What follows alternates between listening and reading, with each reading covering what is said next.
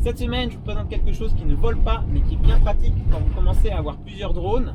Si vous faites de la photo et de la vidéo, surtout si vous êtes en van, en camping-car et si vous aimez bien vadrouiller en voiture sur plusieurs jours, je vous présente la station de charge EcoFlow.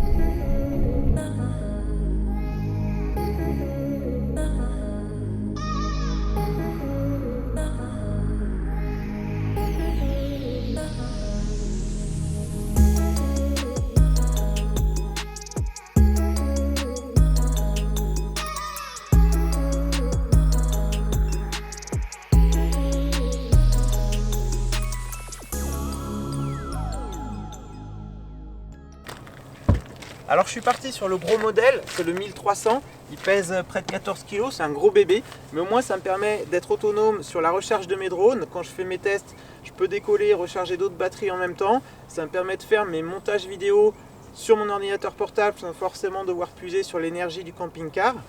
Parce que avec donc cette station, j'ai 4 sorties prise 220 volts.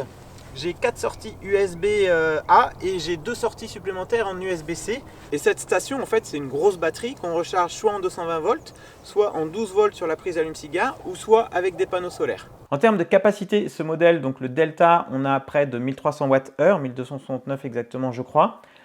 On peut le recharger donc sur une prise 220 volts. Il va falloir compter à peu près 2 heures de temps de charge pour obtenir 100% de charge. En 1 heure, on a quasiment 80% de charge.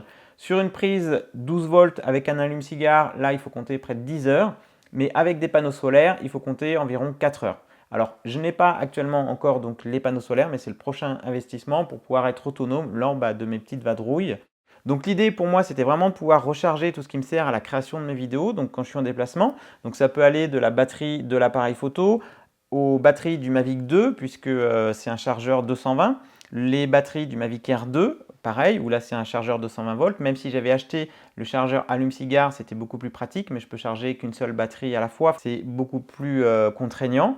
Là, au moins, que ce soit 220 volts ou quoi, je peux tout brancher.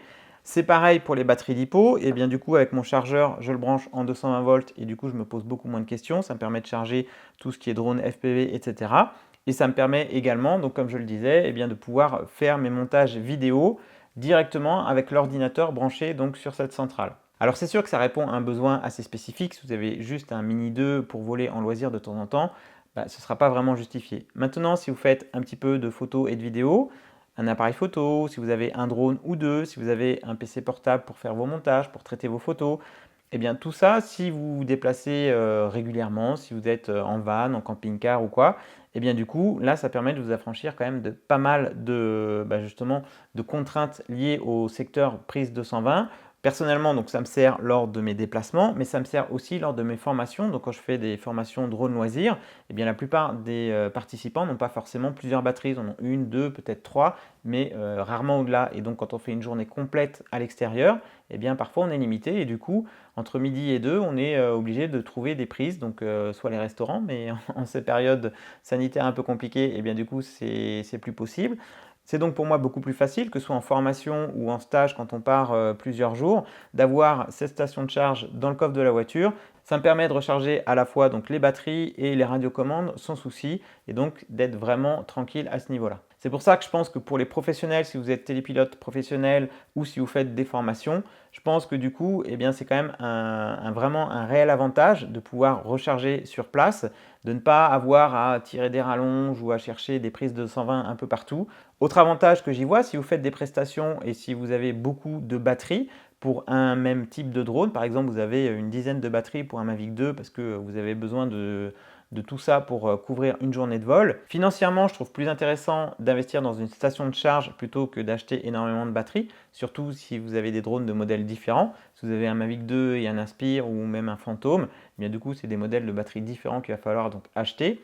Et il va falloir en acheter suffisamment pour pouvoir faire des roulements. Typiquement, quand j'ai passé ma formation professionnelle, il y avait un Mavic, un Inspire et un Phantom. Et entre midi et deux, l'instructeur il devait courir après les prises pour recharger tout ça. parce que lorsque vous êtes nombreux en formation et que vous voulez suffisamment longtemps pour vous former, et bien sûr une journée, vous n'avez pas forcément suffisamment de batterie.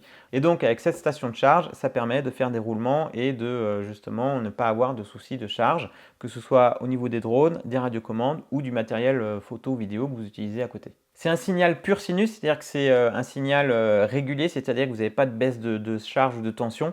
J'avais sur le camping-car un premier convertisseur qui n'était pas adapté à mon portable. Dès que je faisais du montage vidéo, en fait, eh bien, il s'arrêtait. Le convertisseur n'avait pas assez de puissance pour mon ordinateur portable. Il faut savoir que moi, j'utilise un ordinateur portable gaming, entre guillemets, pour faire du montage vidéo, donc il demande pas mal de ressources. Donc je crois que c'est 120 watts minimum qu'il lui faut pour fonctionner. Donc je pouvais le recharger sans problème, mais dès que j'utilisais en mode montage vidéo et je vous demandais justement toute la puissance, et bien du coup mon convertisseur n'était pas assez puissant pour alimenter mon ordinateur portable. Donc j'ai changé de convertisseur dans le camping-car, mais du coup, eh bien, ça m'embête de devoir pomper en fait sur la batterie de la cellule. Donc c'est pour ça que j'ai choisi vraiment une alternative et comme ça, je suis autonome lors de mes montages vidéo avec cette station de charge et je ne risque pas de décharger justement la partie vitale pour la vie à l'intérieur du van. En termes d'autonomie, eh bien, ça va dépendre de ce que vous allez recharger ou brancher comme appareil dessus. EcoFlow nous donne des indications en fonction donc, des appareils utilisés. On a notamment un frigidaire donc, qui ferait 150 watts, on pourrait l'alimenter entre 7 à 10 heures. Un four à micro-ondes, on peut l'utiliser donc à 1000 watts entre 1 heure et 2 heures. Un sèche-cheveux qui ferait 1600 watts, on peut l'utiliser entre une demi-heure jusqu'à 3 heures. Plus de 16 heures pour un ordinateur portable de plus de 60 watts. Un drone qui ferait 60 Wh, eh bien on peut le charger plus de 16 fois. Un Mavic Air 2, je crois que c'est 40 Wh les batteries. Donc voilà, c'est plus de 20 cycles de charge pour un Mavic Air 2. Donc ça laisse quand même beaucoup de marge, ça laisse quand même pas mal d'autonomie. Maintenant, après, vous avez aussi un modèle un peu plus petit si vous n'avez pas forcément un besoin aussi conséquent. Donc celui-ci, quand même, en termes de prix, il n'est pas donné, puisque le Delta, donc 1300 watts, enfin près de 1300 watts, il équivaut à près de 1300 euros. Vous avez le modèle 600 watts, donc qui est le modèle en dessous.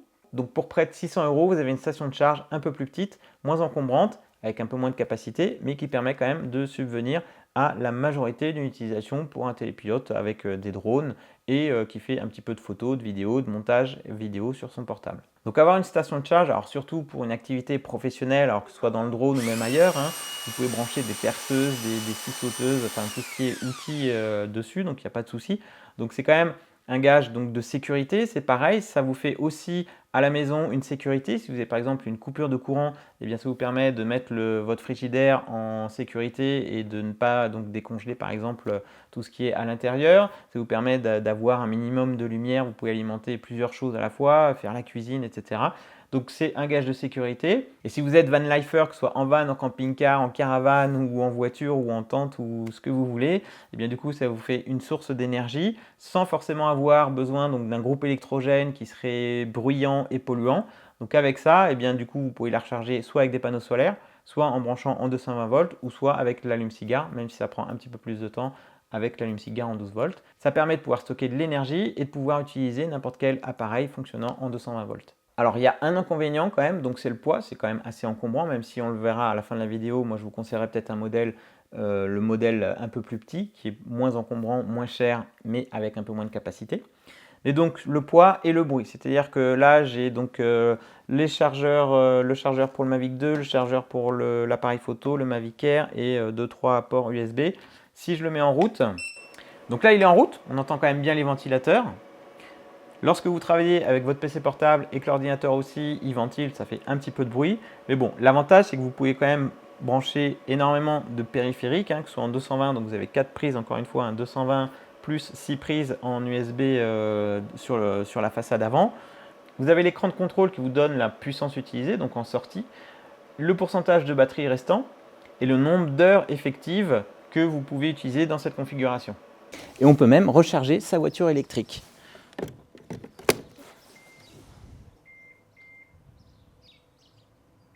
Alors certes, on va gagner 5 ou 10 km grand maximum, mais ça a quand même le mérite de pouvoir vous dépanner d'une situation un peu délicate, parce que quand vous tombez en panne avec une voiture électrique, c'est l'appel à la dépanneuse obligatoire et ça coûte cher. Donc contrairement à une voiture essence où on peut faire le plein avec son bidon d'essence, eh bien là c'est pas le cas. Et du coup, avec cette station de charge, que vous l'ayez chez vous ou dans votre coffre, c'est quand même assez rassurant. Ça vous permet peut-être de rejoindre une prise électrique à proximité si vous êtes en panne. Alors certes, ça a un coût puisque ce modèle-là, il coûte près de 1300 euros. Si vous optez pour le modèle à 600 watts, c'est moitié prix, donc près de 600 euros. Donc en fonction de vos besoins, si vous faites du loisir ou si c'est pour votre activité professionnelle. Personnellement, je trouve qu'on a de plus en plus besoin justement d'énergie, d'électricité. Tout se recharge maintenant et donc du coup, grâce à ça, ça me permet d'avoir une autonomie suffisante, que ce soit en déplacement ou voilà, quand je suis à l'extérieur ou lorsque je fais mes formations.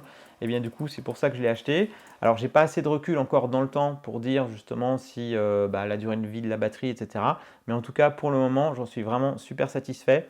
C'est très rassurant d'avoir une ressource comme ça quand vous êtes en mode nomade, et bien de ne pas vous dire mince, est-ce que je vais trouver du courant, est-ce que ce soir je vais pouvoir faire mon montage sans forcément épuiser la batterie du camping-car. Donc pour moi, c'est vraiment quelque chose qui était quasiment indispensable. Ça fait longtemps donc j'en cherchais et j'avais étudié quand même pas mal de solutions. J'ai opté pour celle-ci. L'étape suivante, c'est d'investir dans des panneaux solaires pour pouvoir recharger cette station de charge et devenir autonome. Je sais qu'il y a pas mal de nomades, de vanlifers, de camping-caristes ou de vadrouilleurs qui me suivent sur la chaîne. Donc peut-être vous utilisez déjà des solutions comme ça de stations de charge. N'hésitez pas à partager votre expérience en commentaire. Et moi d'ici là, je vous en reparlerai très prochainement puisque du coup, elle va m'accompagner lors de tous mes tests pour recharger tout mon matériel. Et d'ici là, je vous dis à bientôt pour de prochaines vidéos. Ciao!